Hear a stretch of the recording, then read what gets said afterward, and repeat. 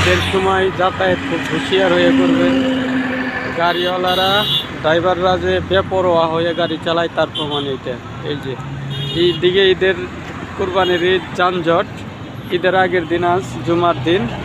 এই দেখেন গাড়ি দুই বাস মেরে দিছে, একটা ওই যে ওভারটেক করতে যায়। এই যে কী অবস্থা, পুরাটা রুটে যানজটে একটা কারণে, গাড়িগুলো সরানোরও কোনো প্লেস নাই।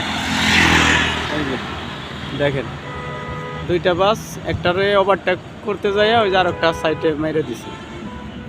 কি অবস্থা, পুরা যানজট,